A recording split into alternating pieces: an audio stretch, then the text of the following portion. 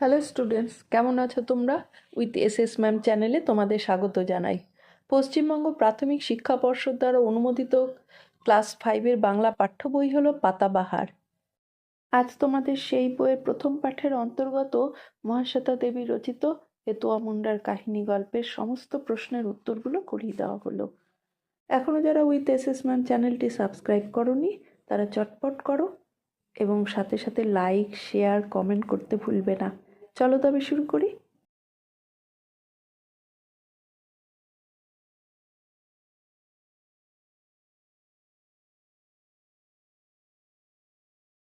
মহেশ্বেতা দেবীর জন্ম 1926 সালে। বাবা বিখ্যাত লেখক মনীষ ঘটক, যুবনাশ্য। মহেশ্বেতা দেবী অধ্যাপনা ছাড়াও সাংবাদিক হিসাবে কাজ করেছেন। তিনি বহুদিন বাংলা, বিহার, উড়িষ্যার অরণ্যভূমির মানুষের জীবনের সঙ্গে রয়েছেন। জনপ্রিয় উপন্যাস ঝাঁসির রানী, নটি, অরণ্যের অধিকার, 1084 মা। ছোটদের জন্য বিখ্যাত গ্রন্থ গল্পের গরু ন্যাদোষ, এক কড়ি স্বাদ, নেই নগরে সেই রাজা, বাঘশিকারী ইত্যাদি। সমাজ সেবামূলক কাজের স্বীকৃতিতে পেয়েছেন ম্যাগনেসেসে পুরস্কার। সাহিত্য রচনার জন্য একাডেমি পুরস্কার সহ বহু পুরস্কার পেয়েছেন। পাঠ্যাংশটি তার লেখা এতোয়া মুন্ডার যুদ্ধজয় বইয়ের প্রথম পরিচ্ছদ থেকে নেওয়া হয়েছে। একের দাগে প্রশ্নটি ঠিক শব্দটি বেছে নিয়ে লেখো। 1-1 গ্রামটার আদি নাম ছিল শালগেরিয়া। 1-2 মতিবাবু ছিলেন গ্রামের ভগবান। 1-3 এতোয়া শব্দটির অর্থ রবিবার। 1-4 সুরবীর ছিলেন একজন আদিবাসী রাজা। 1-5 ডুলং সুবর্ণরেখার নামগুলো নদীর। 2-এর দাগে প্রশ্নটি উপযুক্ত শব্দ বসিয়ে বাক্যটি সম্পূর্ণ করো। 2-1 আর হাতিশালাটা ছিল পাথরের। উত্তর হবে পাথরের। 2-2 এতোয়ার দাদু বলেন এক সময় এটা ছিল আদিবাসী গ্রাম। 2-3 গায়ের বুড়ো সর্দার মঙ্গল নাতিটার দিকে তাকায়। উত্তর হবে মঙ্গল। 2-4 তবে জঙ্গল তো, এখানে উত্তর হবে মা। 2-5 প্রাইমারি স্কুলের চালাঘরের কোল দিয়ে পথ, এখানে হবে প্রাইমারি। 3-এর দাগের প্রশ্নটি অর্থ লেখো। গর্জন। গর্জন হবে গম্ভীর চিৎকার বা আওয়াজ। বাগাল মানে রাখাল। গুঞ্জন মানে হলো গুনগুন শব্দ। দুলন্ত মানে যা দুলছে এমন। গোড়া হলো মূলদেশ। 4-এর দাগে প্রশ্নটি বিপরীতার্থক শব্দগুলো লেখো। পূর্বপুরুষ হবে আদিপুরুষ। আদি হলো অন্ত। কচি হবে বুড়ো। শুকনো হবে ভেজা। বিশ্বাস হবে অবিশ্বাস। 5-এর দাগে প্রশ্নটি সমার্থক শব্দ লেখো। জল। জলের সমার্থক হবে নীর, আবার হতে পারে বাড়ি। নদী হবে তটিনী, প্রবাহিনী। সমুদ্র হবে সাগর, জলধি। জঙ্গল হবে বন, অরণ্য। উলুগুলান হতে পারে বিদ্রোহ ও বিপ্লব। 6-এর দাগে প্রশ্নটি ক্রিয়াগুলোর নিচে দাগ দাও। 6-1 সাবু আর শাল গাছের পাঁচিল যেন পাহারা দিত গ্রামকে, এখানে পাহারা দিত হবে ক্রিয়া। 6-2 এখন কেউ চাঁদ দিয়ে বছর হিসাব করে, এখানে হিসাব করেটা হবে ক্রিয়া। 6-3 ছোটনাগপুর ছাড়লাম, এখানে ছাড়লাম হবে ক্রিয়া। 6-4 জঙ্গল নষ্ট করি নাই, এটা এখানে হবে করি হলো ক্রিয়া। 6-5 যে বাঁচায় তাকে কেউ মারে, বাঁচায় এবং মারে হলো ক্রিয়া। 7-এর দাগে প্রশ্নটি দুটি বাক্যে ভেঙে লেখো।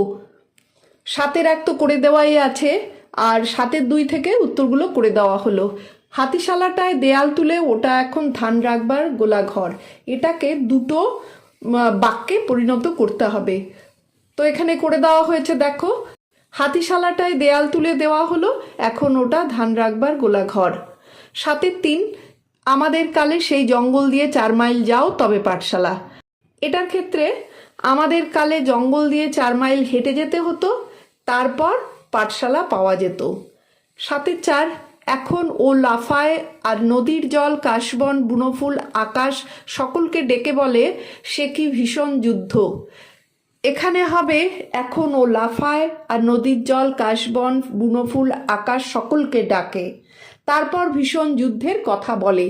7-এর 5 ডুলং ও সুবর্ণরেখাও হেসে চলে যায়, বয়ে যায়, এখানে উত্তর হবে ডুলং ও সুবর্ণরেখা হেসে চলে যায়, তারা বয়ে যায়। 8 দাগে প্রশ্নটি বাক্য রচনা করো। পাঁচিল, ঝড়ে পাঁচিলটা ভেঙে গেছে। চাঁদ, আকাশে গোল চাঁদ উঠেছে। দেশ, আমাদের দেশের নাম ভারত। মানুষ, মানুষ সবচেয়ে বুদ্ধিমান প্রাণী। জঙ্গল, জঙ্গলে বন্যজন্তু থাকে। 9 দাগে প্রশ্নটি কোনটি কোন ধরনের বাক্য লেখো, একটি করে দেওয়া হয়েছে। তো 9-2 থেকে হবে কচি ছেলে কিছুই জানে না, এটা হলো বর্ণনামূলক বাক্য। তারপর 9-3 সে যেন গেরুয়া জলে সমুদ্র, এটাও বর্ণনামূলক বাক্য। 9-4 নামটা বদলে গেল কেন গো, এটা হবে প্রশ্নবোধক বাক্য। 9-5 কি যুদ্ধ কি যুদ্ধ, এটা হলো বিস্ময়বোধক বাক্য।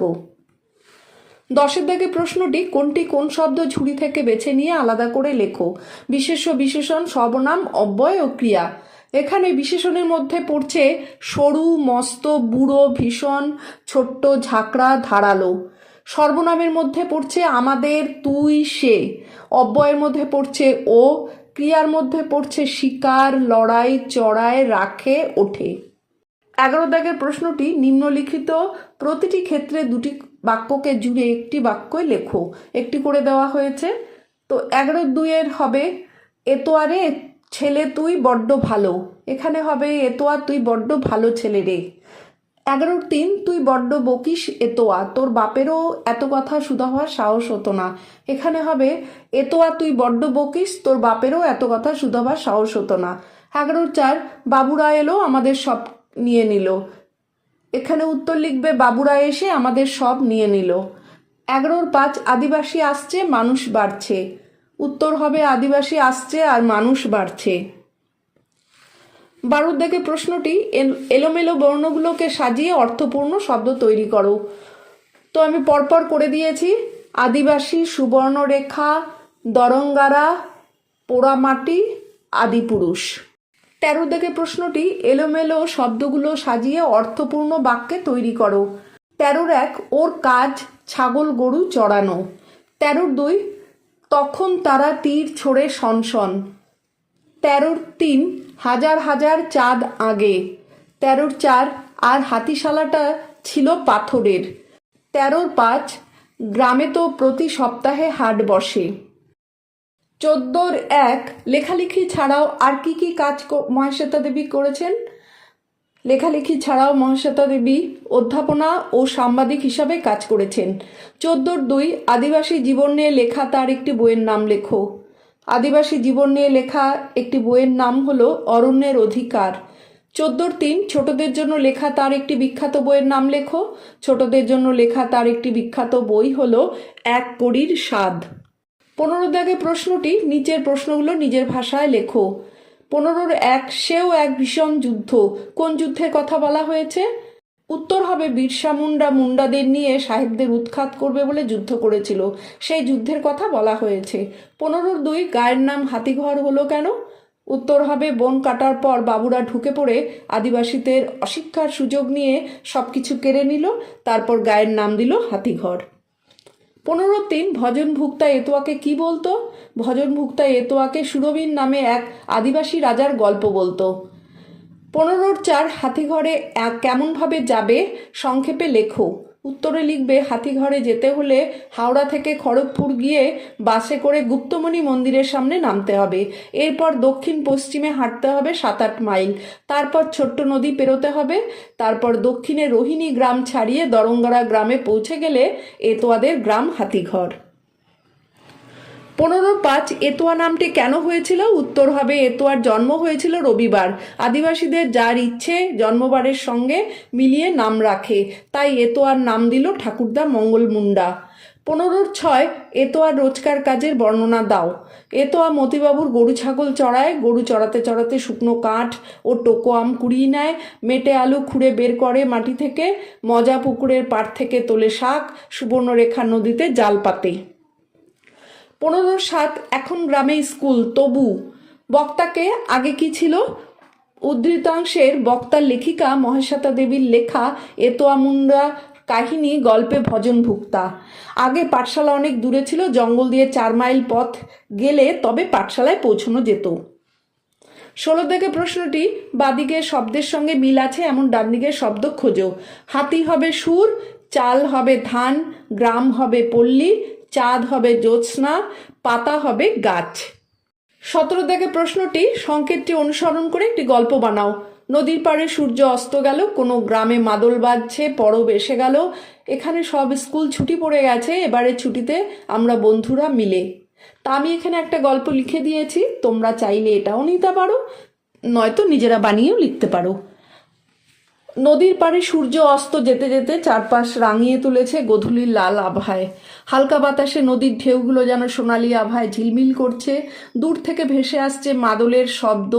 গায়ের মানুষদের মুখে মুখে একটাই কথা, পরব এসে গেছে, এখানে সব স্কুল ছুটি হয়ে গেছে, এবারে ছুটিটা সবাই একটু অন্যরকমভাবে কাটানোর পরিকল্পনা করেছে। গ্রামের কিছু বন্ধু মিলে ঠিক করলো এবার তারা পরব উপলক্ষে একটি সাংস্কৃতিক অনুষ্ঠান করবে। সেখানে নাটক, গান, নাচ সব থাকবে। বন্ধুরা সবাই মিলে নদীর পাড়ে এক জায়গায় জড়ো হলো। রাহুল, মিনা, সুমন, দীপা, সবার মাথায় টকবক করছে নতুন নতুন পরিকল্পনা। রাহুল বলল, আমরা একটা নাটক করতে পারি। দীপা, তুমি তো ভালো গল্প লেখো, তুমি একটা ছোট নাটক লিখে ফেলো। দীপা ভাবলো পরবের আনন্দ আর গ্রামের গল্প নিয়ে কিছু একটা করবে। সুমন বলল, আমি মাদল বাজাতে পারি, মিনা আর আমি মিলে গান গাইবো। মিনা হাসি মুখে রাজি হয়ে গেল। পরের কয়েকদিন বন্ধুদের মধ্যে দারুণ ব্যস্ততা শুরু হলো। নাটকের সংলাপ মুখস্থ করা, গান রিহার্সাল, বাঁদল বাজানোর তাল ঠিক করা, সবকিছু একসঙ্গে চলতে লাগলো। রাতের দিকে গ্রামের বড় মাঠে সবাই মিলে মঞ্চ বানানোর কাজ করত।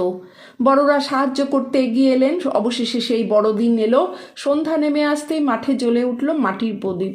সবার চোখে মুখে উত্তেজনার ঝিলিক। নাটক শুরু হলো। দীপার লেখা গল্পে গ্রামের মানুষদের ছোট ছোট হাসি, কান্না, আনন্দ, বেদনার মুহূর্তগুলো উঠে এলো। রাহুল আর মিনার অভিনয়ে সবাই মুগ্ধ হয়ে গেল। এরপর শুরু হলো সুমন আর মিনার গানের পরিবেশনা। মাদলের তালে সবাই পা মেলালো। রাত শেষে সবাই যখন বাড়ি ফিরছিল তখন একটাই কথা বলছিল, এবারের পরবের আনন্দ, বন্ধুত্ব আর এই সাংস্কৃতিক অনুষ্ঠান কোনোদিন ভুলব না।